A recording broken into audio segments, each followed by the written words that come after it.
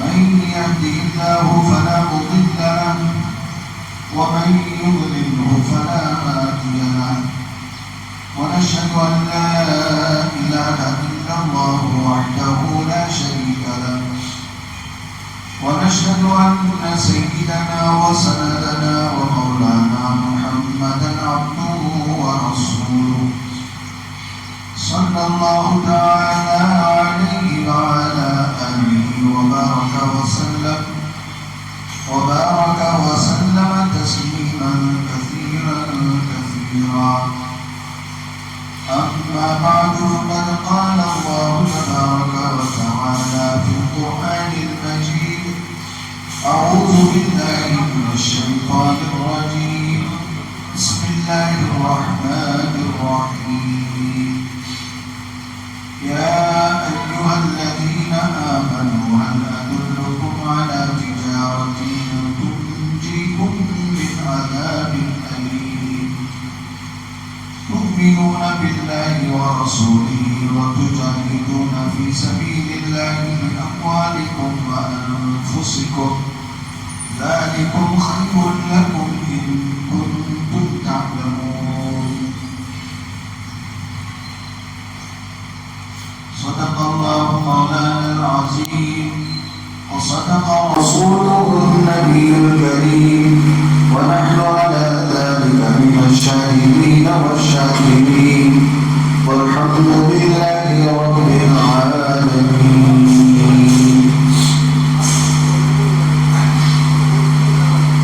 بزرگان محترم حاضرین کرام، اللہ تبارک و تعالی نے قرآن مجید میں تمام انسانوں سے یہ بات ارشاد فرمائی جس کا بیان میں نے ترجمہ مختصر عرض کیا تھا کہ اللہ تبارک و تعالی نے قرآن مجید میں زمانے کی قسم کھا کے ارشاد فرمایا کہ سارے کے سارے انسان خسارے میں. سورۃ العصر کی وہ چھوٹی سی سورت ہے، تقریباً تمام مسلمانوں کو وہ سورت یاد ہے. والعصر ان الانسان لفی خسر. اللہ تعالیٰ ارشاد فرما رہے ہیں زمانے کی قسم ہے کہ بے شک تمام کے تمام انسان خسارے میں ہیں، گھاٹے میں ہیں. اور نیک اعمال کی، اچھے اعمال کی، اللہ پر ایمان لانا اور اللہ تعالیٰ کے بتائے ہوئے احکامات پر عمل کرنا، یہ کامیابی ہے اور یہ نفع ہے. قرآن مجید میں اللہ نے دوسری جگہوں میں ارشاد فرمایا ایک ایسی تجارت ہے کہ اس تجارت میں کبھی نقصان نہیں ہوگا. آدمی بڑے سے بڑا بیپاری ہو، تاجر ہو، کاروباری ہو، اپنے بزنس میں، کاروبار میں نقصان سے ڈرتا ہے، نفع کا لالچی ہوتا ہے. اسے یہ خواہش ہوتی ہے کہ ہمیشہ نفع ہو اور زیادہ سے زیادہ نفع ہو اور کوئی نقصان نہ ہو. حالانکہ تجارت کے اندر، کاروبار کے اندر، بزنس کے اندر جیسے نفع کی امید ہوتی ہے ویسے نقصان کا خطرہ بھی ہوتا ہے، نقصان کا اندیشہ بھی ہوتا ہے. ایک آدھ بار، دو چار بار نفع ہو جائے تو کبھی ایک بار نقصان بھی ہو جاتا ہے. وجہ کوئی بھی ہو، انسان کا تجربہ نہ ہونا، آدمی کی کوئی کمی یا کوتاہی کرنا، سستی کرنا، کوئی بھی وجہ ہو سکتی ہے نقصان کی، لیکن نقصان کا خطرہ تو رہتا ہے.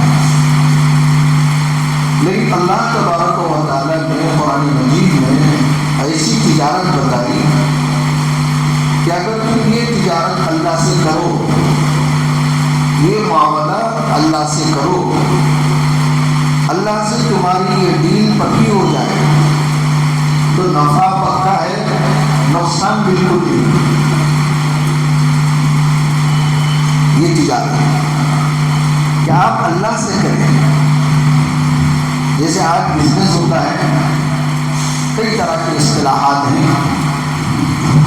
کہ آدمی کاروبار کرتا ہے بزنس کے لیے، آدمی کاروبار کرتا ہے گاہکوں کے فائدے کے لیے، جس میں اپنا بھی نفع ہوتا ہے۔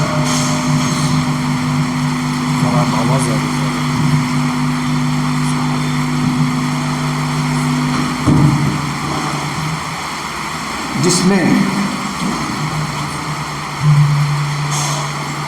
آواز زیادہ آ رہی ہے۔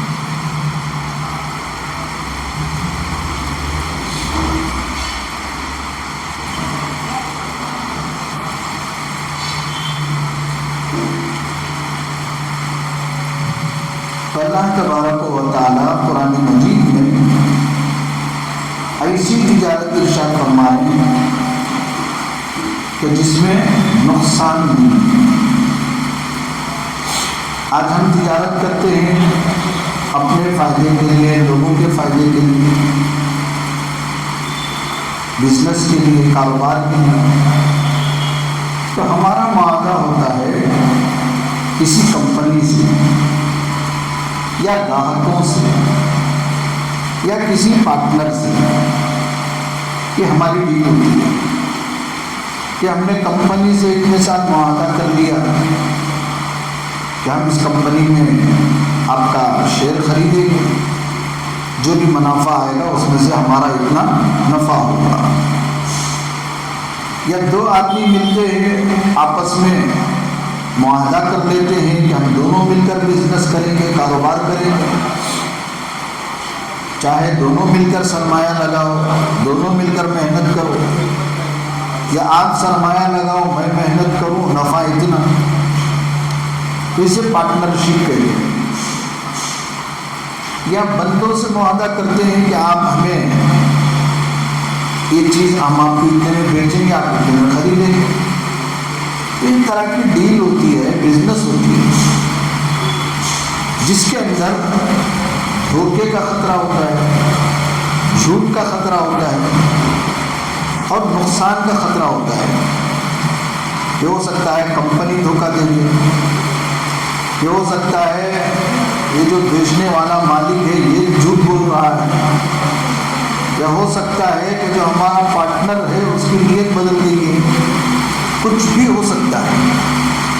دنیا کے معاہدے میں کچھ بھی امکانات ہیں کہ نقصان ہو جائے، دھوکہ ہو جائے، خسارہ ہو جائے، لیکن جو بندہ اللہ سے معاہدہ کرے، اللہ سے اگریمنٹ کرے، اللہ سے بیٹھ کر اپنی ڈیل کرے، تو یہ بات پکی ہے کہ نفع ہی نفع ہوگا، نقصان نہیں ہوگا۔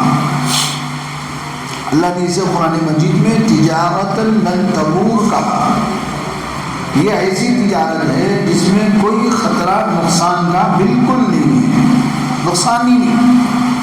جب اللہ سے معاہدہ کرو، اللہ سے بزنس کرو، اللہ سے کاروبار کرو، تو اللہ نے قرآن مجید میں کئی موقعوں پر الگ الگ انداز سے، کبھی سوالیہ انداز سے، کبھی ترغیبی انداز سے بندوں سے یہ ارشاد فرما رہے ہیں کہ میں تمہیں ایک تجارت بتاؤں جس میں نقصان نہیں ہے، فائدہ ہی فائدہ ہے۔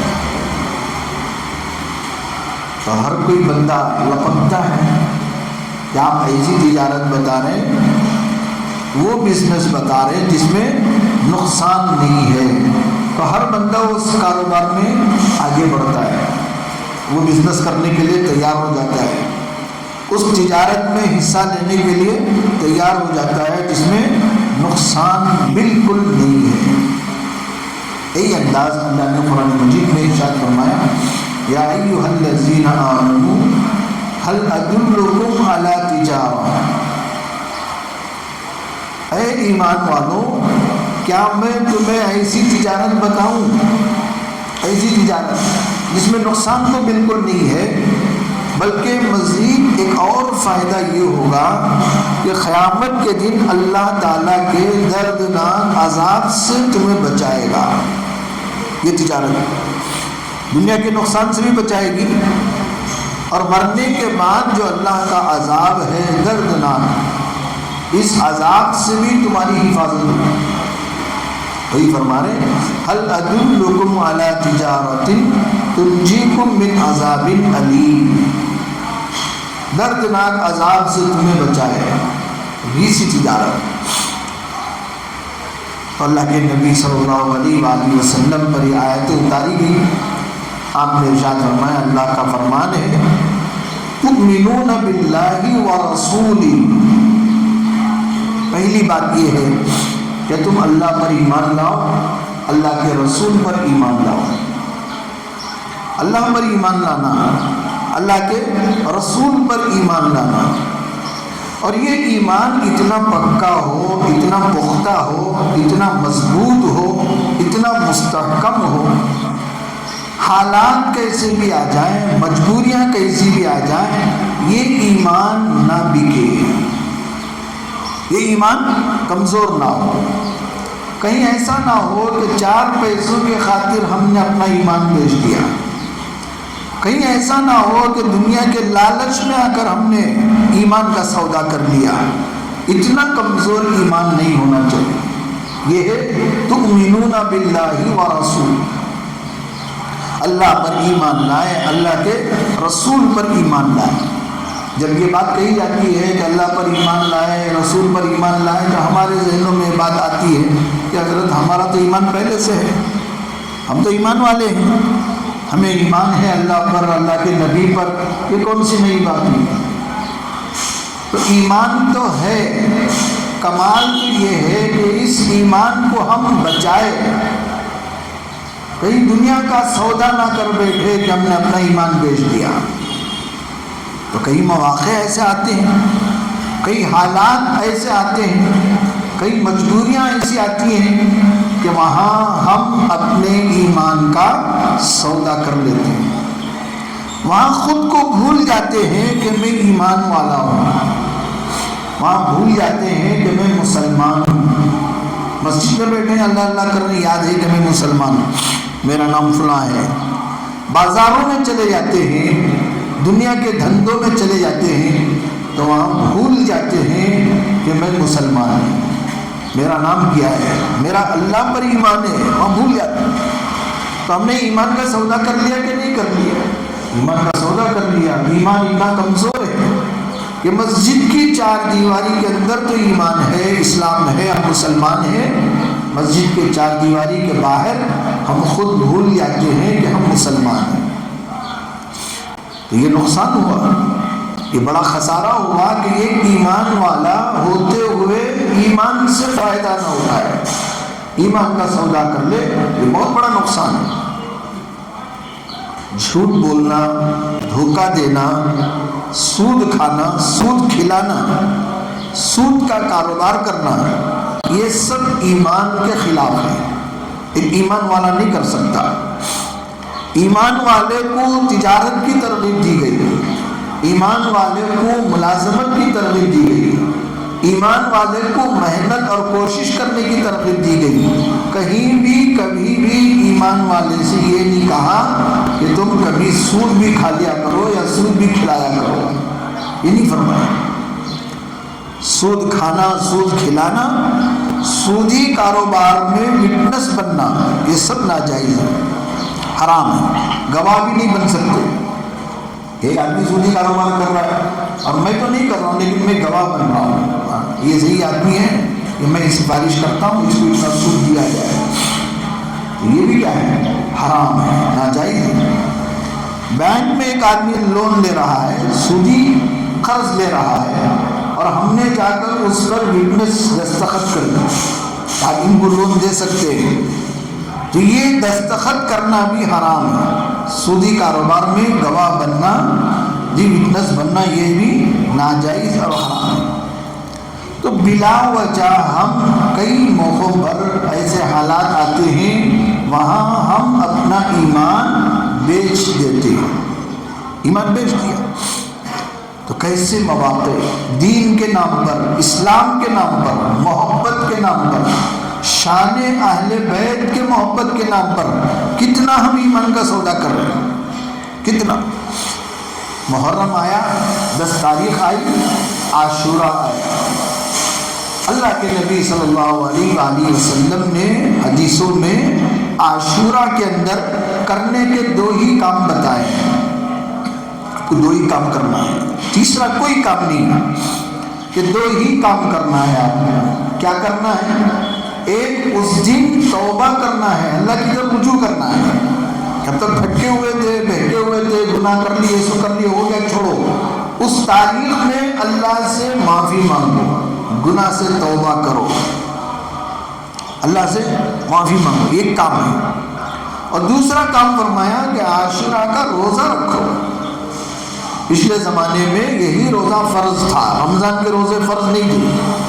جب رمضان کے روزے فرض نہیں ہوئے اس وقت لوگ عاشورہ کا روزہ رکھا کرتے تھے، تو تم بھی اس سنت کو جاری رکھو اور عاشورہ کا روزہ رکھو۔ یہ 2 کام حدیثوں میں اللہ کے نبی صلی اللہ علیہ وسلم نے بیان فرمائے۔ اس کے علاوہ جو بھی کام آج ہو رہے ہیں محرم کے نام پر، عاشورہ کے نام پر، شان اہل بیت کے نام پر، یہ کبھی بھی کہیں بھی نہ اللہ نے فرمایا نہ نبی نے فرمایا۔ وہاں ایمان کا سودا ہو رہا ہے، ناچ گانے ہو رہے ہیں، ڈول بجائے جا رہے ہیں، بے پردگی ہو رہی ہے، اور پتہ نہیں کیا کیا ہو رہا ہے جو کچھ نبی نے نہیں کیا۔ اور اس طرح کے کام ہونے کے ڈر سے نبی کے نواسے امام حسین نے خود کو شہید کر دیا۔ آج وہی کام ہو رہا ہے، جو کام نہیں ہونا چاہتے تھے آج وہی کام ہو رہے ہیں۔ نبی کی خلاف ورزی نہ ہو، میرے نانا کا دین نہ مٹے، میرے نانا کا دین قیامت تک باقی رہے، محفوظ رہے، ذرا برابر بھی اس میں تبدیلی نہ ہو، کمی پیشی نہ ہو، اس کے لیے امام حسین نے اپنی گردن کٹائی۔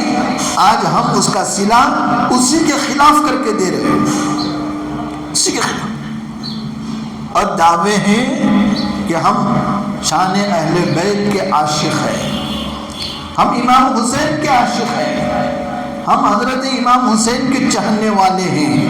امام حسین نے یہ کیا وہ کیا، بولنے کے لیے تو بولتے ہیں کہ امام حسین پیاسے رہ کر شہید ہو گئے، پیاسے رہ کر، پانی تک نہیں پیا، پانی تک نہیں دیا گیا، اور یہاں شربتیں پلائی جا رہی ہیں، پیے جا رہے ہیں، 10 گلاس، جی پتہ نہیں کتنا، کوئی حساب نہیں۔ امام حسین پیاسے رہ کر گردن کٹائی، یہاں شربتوں سے پیٹ بھرے جا رہے ہیں۔ نام حسین کا، کام پیٹ کا۔ جس کام کے ہونے کے ڈر سے امام حسین نے سر کٹائے، آج وہی کام ہو رہا ہے، وہی کام کیا جا رہا ہے۔ اگر امام حسین یہ دیکھتے رہیں تو بجائے رونے کی اور کوئی راستہ نہیں۔ ارے کم بختوں، میں نے اس کے لیے گردن کٹائی تھی، میں نے اس لیے معصوم کمسن بچہ جو ہے، جو بولنے تک کا یہ نہیں تھا، اس کو شہید کرایا، گھر کی عورتوں کو شہید کرایا، پیاسے رہنا برداشت کیا، لیکن حق کے خلاف ہاتھ ملانا کبھی برداشت نہیں کیا۔ آج وہی نام ہے، بس کام کیا ہو رہا ہے؟ پیٹ کا مسئلہ حل ہو رہا ہے، پیٹ بھرنے کے لیے ایمان کا سودا کیا جا رہا ہے۔ تو ضرورت اس بات کی ہے کہ ہم اپنے ایمان کی حفاظت کریں، اپنے اعمال کی حفاظت کریں، اپنے جو ایمان والا ہونے کا جو دعویٰ ہے اس کو سچا کر دکھائیں کہ میں سچا ایمان والا ہوں، پکا ایمان والا ہوں، صرف منہ بولا ایمان والا نہیں۔ منہ میں بول لینے سے کوئی آدمی ایمان والا نہیں ہو جاتا، نہیں ہوتا۔ جیسے کسی کا آپ نے منہ سے بول دیا تو میرا بیٹا ہے، تو وہ بیٹا نہیں ہو جاتا۔ بیٹا کون ہے؟ جس کو آپ نے جنا ہے، آپ نے پیدا کیا، وہی آپ کا بیٹا ہے۔ کسی کو بیٹا بول دینے سے وہ بیٹا نہیں ہو جاتا۔ اسی طرح آپ اپنے منہ سے ایمان والا بول لینے سے ایمان والا نہیں ہو جاتے۔ ایمان والا بننا پڑے گا. بولنا کم ہے بننا زیادہ ہے، یا بننا کچھ نہیں ہے بولنا زیادہ ہے کہ میں ایمان والا ہوں، میرا نام وہ ہے، میرا پورا گھرانہ مسلمان، میرے باپ دادا مسلمان، سب مسلمان، لیکن زندگی میں اسلام اور ایمان نام کی کوئی چیز نہیں ہے. تو اسی لیے حضرت امام حسین رضی اللہ تعالیٰ عنہ نے اس وقت جو فیصلہ کیا تھا صرف ایمان کی حفاظت کے لیے، اپنے نانا کے دین کی حفاظت کے لیے. حضرت امام حسین کو کرسی کی ہرس نہیں تھی، کرسی کا لالچ نہیں تھا کہ آپ عہدے کے لیے نعوذ باللہ اتنی دور سفر کیے، کوفہ والوں کے پاس گئے، امیر بننے کے لیے گئے، نہیں. ایمان کی حفاظت، دین کی حفاظت، خرافات پیدا نہ ہو جائیں، رسم و رواج پیدا نہ ہو جائے، دین میں بگاڑ نہ آ جائے، دین میں کمی نہ آ جائے. دین میں ذرہ برابر کمی بھی برداشت نہیں، زیادتی بھی برداشت نہیں. کیا آپ اپنی مرضی سے کوئی کام کر لیں اور کہہ دیں یہ بھی دین ہے، یہ ہرگز اللہ کی یہاں منظور نہیں ہے. آپ اپنی مرضی سے کتنا بھی اچھا کام کرو، نبی نے وہ نہیں فرمایا، اللہ نے وہ نہیں فرمایا، نبی کے صحابہ نے زندگی میں وہ کام نہیں کیا، اور آپ کر رہے ہیں اچھا سمجھ کر. اچھا تو ہو سکتا ہے لیکن دین نہیں ہو سکتا. ہر اچھا کام دین کا ہو، دین میں ہو جائے یہ ضروری نہیں ہے. تو آج ہم کتنے کام کر رہے ہیں، اچھا نظر آ رہا ہے، اچھا دکھائی دے رہا ہے، ہمیں اچھا لگ رہا ہے، لیکن وہ دین نہیں ہے. دین وہی ہے جو نبی نے دیا، دین وہی ہے جو نبی نے بتایا اور صحابہ نے کر کے بتایا.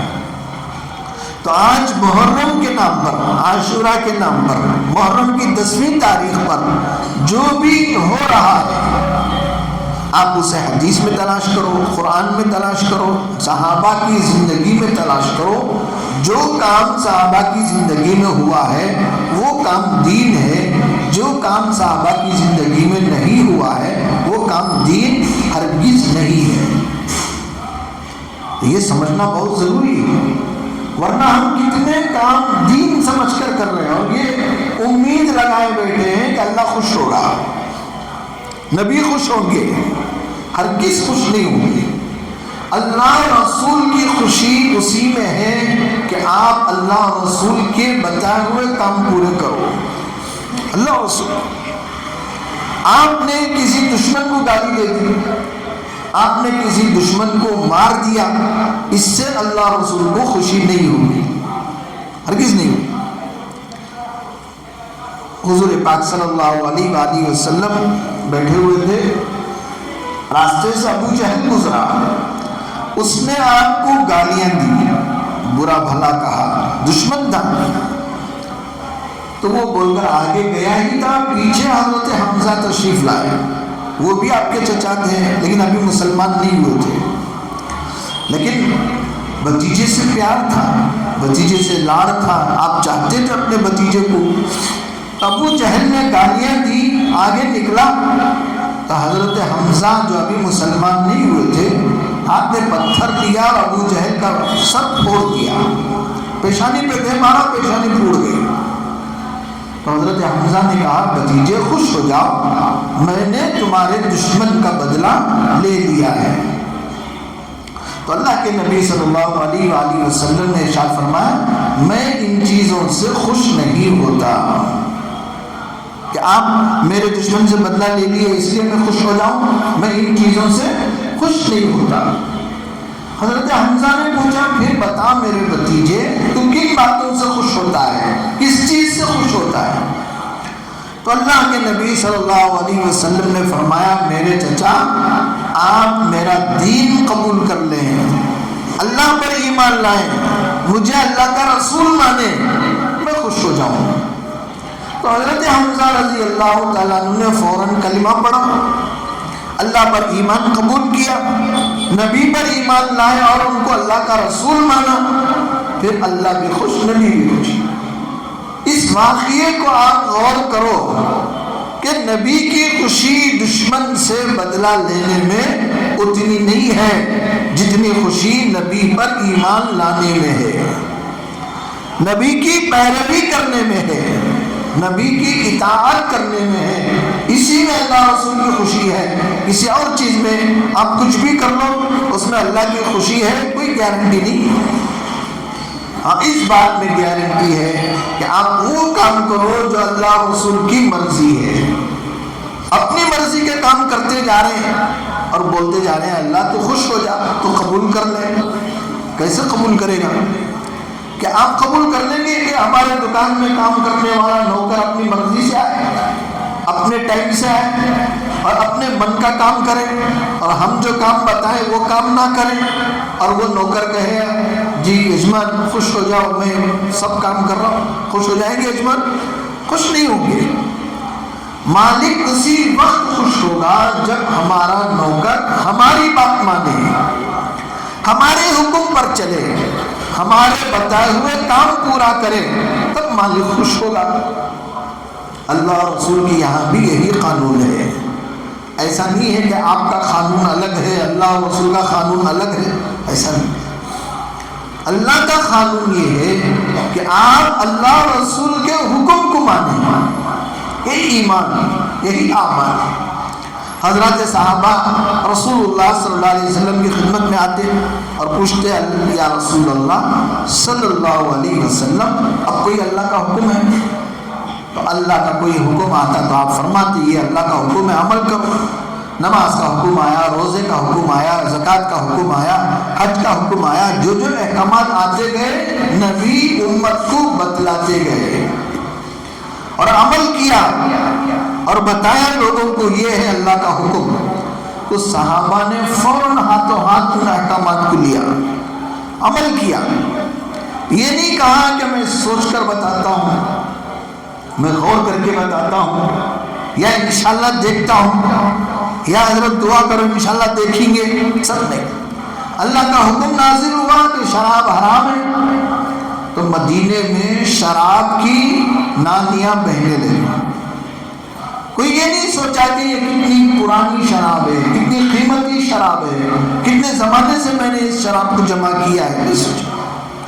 جیسے ہی حکم نازل ہوا شراب حرام کر دی گئی تو مدینے کی گلیوں میں شراب کے نالیاں بہنے لگی، فوراً بہا دیا۔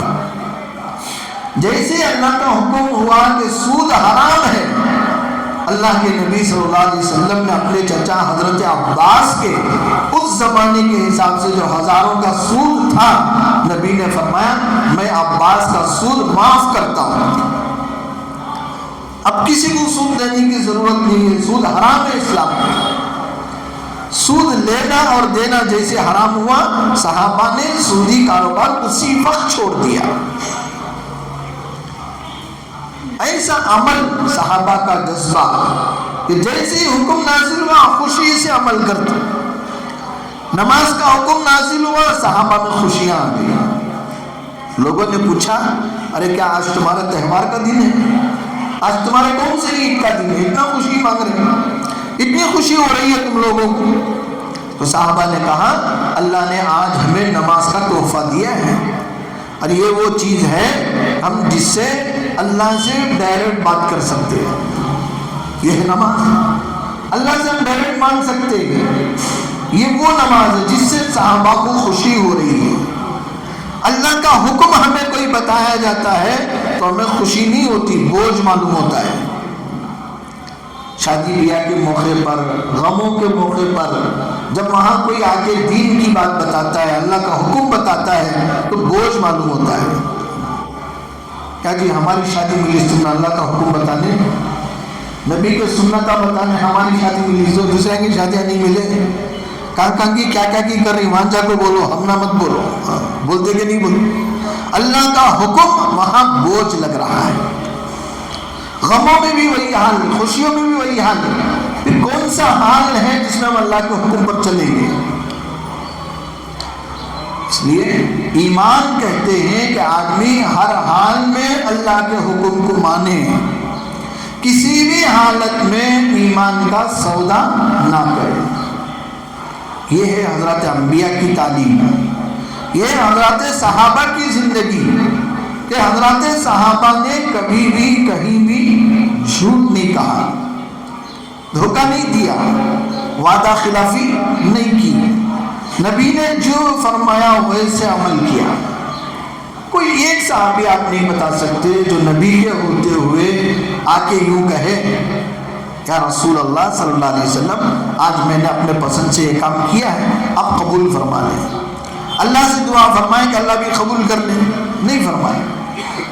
لیکن آج ہمارا حال یہ ہے کہ سارے کام اپنے پسند سے کر رہے ہیں، اپنی منمانی سے کر رہے ہیں، اپنی مرضی سے کر رہے ہیں، اللہ رسول کے حکموں کو اٹھا کے ڈال دیا، پھینک دیا کہ اور آ کے یہاں دعا کرا رہے ہیں، حضرت دعا کرو اللہ شادی قبول کر لے، دعا کرو اللہ یہ قبول کر لے، کاروبار میں برکت دے دے۔ یعنی ہم اپنی مرضی سے کر کے یہ چاہتے ہیں کہ اللہ اسی کو قبول کرے، یہ ہرگز نہیں ہو سکتا۔ اللہ اگر قبول کرنا ہے، اللہ اگر راضی ہونا ہے تو شرط یہ ہے کہ آپ اپنے کام اور اللہ کے احکامات اللہ کے مرضی کے مطابق کرو۔ ہم اپنی مرضی سے کر رہے ہیں، ایسا نہیں ہو سکتا۔ آپ اپنا لباس اپنی مرضی سے نہیں پہن سکتے، آپ سونا اور اٹھنا اپنی مرضی سے نہیں کر سکتے، آپ کھانا پینا اپنی مرضی سے نہیں کر سکتے۔ یہ سب اللہ کے احکامات ہیں، اللہ کے بتائے ہوئے تعلیمات ہیں جو نبی کی زندگی میں ظاہر ہوئی۔ نبی کی زندگی میں جو باتیں عمل میں آئی یہ سب اللہ کا حکم ہے، اس لیے کہ نبی نے کوئی بھی کام اللہ کے حکم کے خلاف نہیں کیا، آپ نے جو بھی کیا اللہ کے بتائے ہوئے طریقے پر کیا۔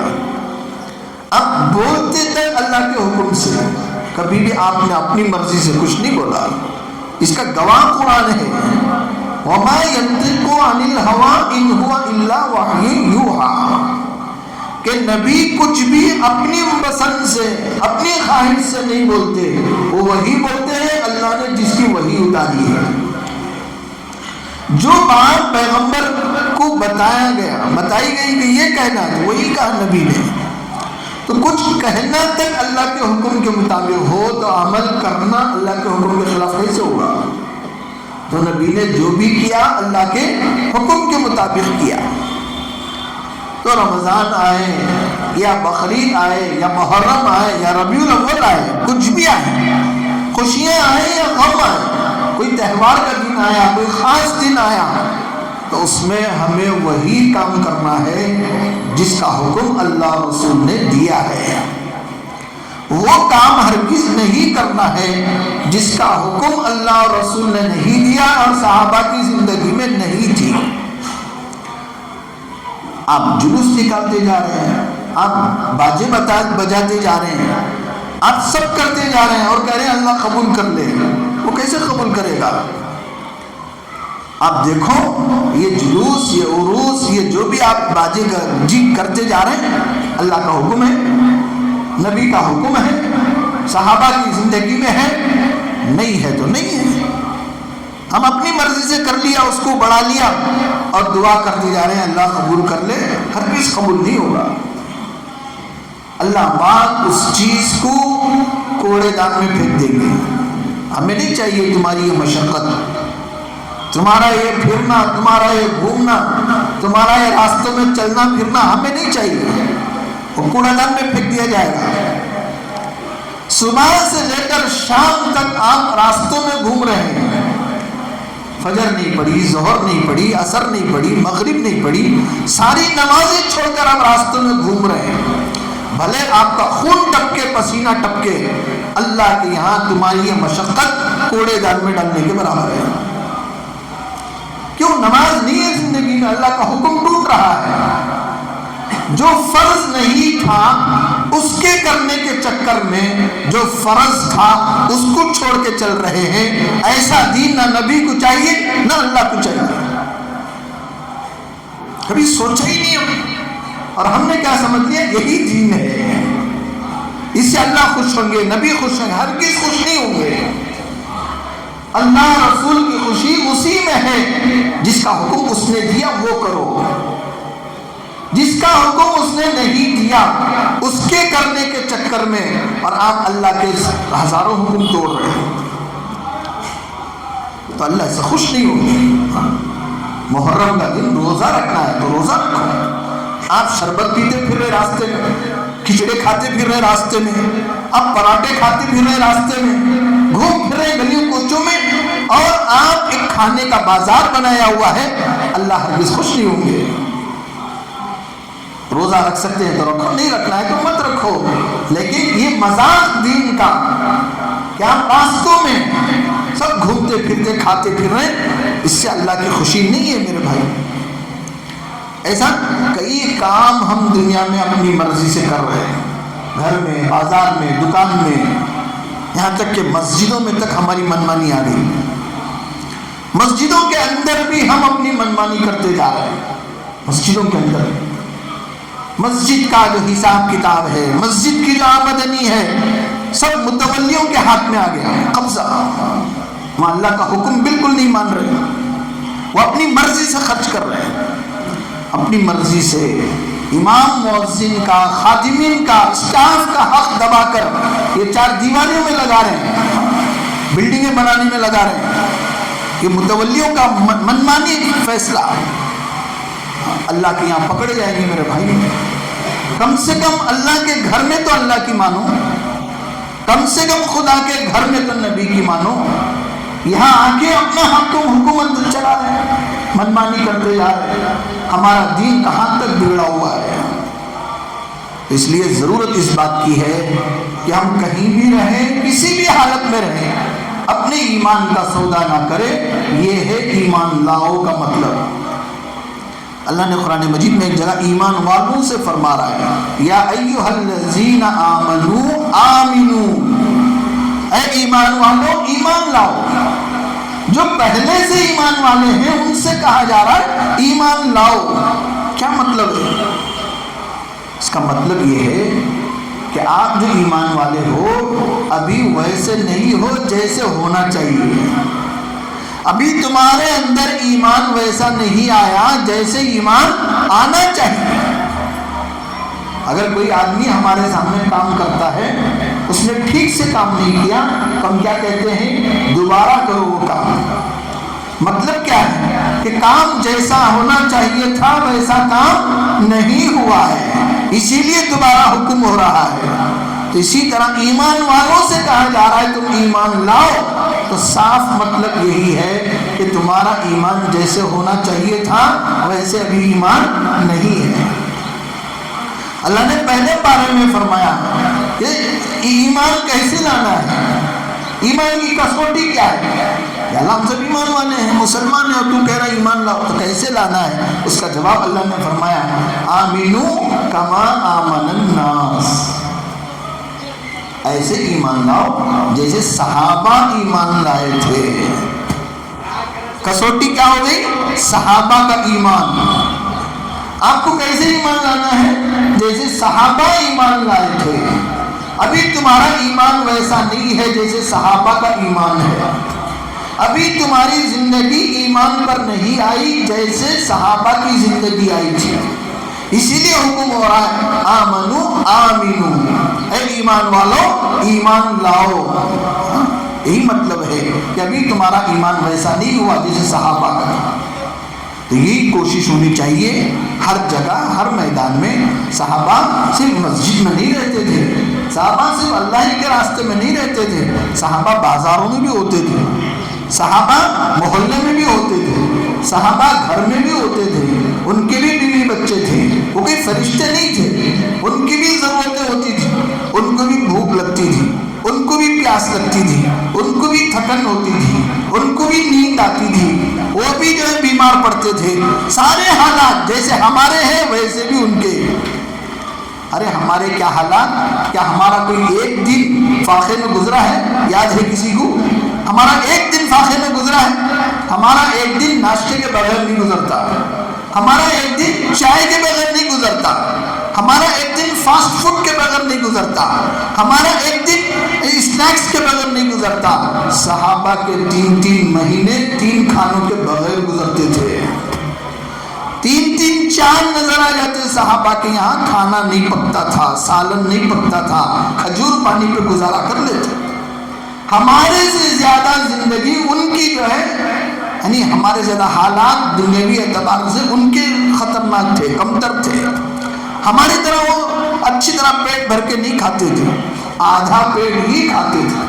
کتنے صحابہ کی زندگی میں بتاؤ، ایک صحابی کو راستے میں ایک چمڑے کا ٹکڑا مل گیا، پتہ نہیں کتنا پرانا تھا، کب سے پڑا ہوا تھا، لیکن بھوک کی حالت ایسی تھی کہ وہ گھر لے گئے، بہت دیر اسے دھویا، پاک نہیں ہوا، پھر پتھر سے اس چمڑے کو رگڑا، پھر پاک نہیں ہوا، پھر پانی میں بھیگنے رکھا، پھر اس کے بعد پتھر سے رگڑا، پھر اس کے بعد اس چمڑے کے ٹکڑے کو آگ میں بھون کر بعد میں کھایا. اتنی مجبوری تھی صحابہ کی زندگی میں. لیکن نماز کا وقت آتا، کوئی نماز قضا نہیں ہوتی تھی. اللہ کا کلام کبھی چھوڑتے نہیں تھے، نبی کی سنت کے خلاف کبھی زندگی نہیں گزرتی تھی. حالات کتنے کٹھن تھے، لیکن ان حالات میں بھی اللہ کو خوش کرنے کی کوشش کرتے تھے. آج ہماری حالت بالکل الٹی ہے، حالات اچھے سے اچھے ہیں پھر بھی وہ رونا جاتا نہیں. یہاں میری حضرت دعا کرو، بیپار ٹھنڈا ہے، بازار بہت ٹھنڈا ہے، دعا کرو. تمہیں کتنے ٹھنڈے ہیں، تمہارا ایمان کتنا ٹھنڈا ہے، تمہارے اعمال کتنے ٹھنڈے ہیں، تمہاری نماز کتنی ٹھنڈی ہے، اس کا احساس ہی نہیں ہے. اس لیے ایمان کو گرماؤ، ایمان کو گرم کرو، نمازیں ویسی بناؤ، انشاءاللہ یہ جو ٹھنڈے حالات ہیں سب ٹھیک ہو جائیں گے. تو یہی ہم سے چاہا جا رہا ہے کہ جیسے صحابہ کی زندگی تھی، جیسے امام حسین کی زندگی تھی، ویسے زندگی بناؤ. انشاءاللہ ہمارے بھی وہ حالات اللہ پاک ہمارے حق کو اور بلند کریں گے، مسلمانوں کو اور سر بلند کریں گے. اللہ پاک ہم سب کو عمل کی توفیق عطا فرمائیں. نمازوں کے بعد جاتے ہوئے آپ حضرات سے گزارش ہے، جاتے ہوئے چندہ دیتے ہوئے جھولی میں زیادہ سے زیادہ ڈالتے ہوئے جائیں. اللہ تعالیٰ سے دعا ہے کہ اللہ پاک آپ کے ٹھنڈے کاروبار کو گرم کرے، خوب برکت عطا فرمائیں، خوب زیادہ سے زیادہ ترقیات سے نوازیں. اللہ پاک تمام خیر و برکت سے مالا مال فرمائیں. وآخر دعوانا الحمدللہ رب العالمین.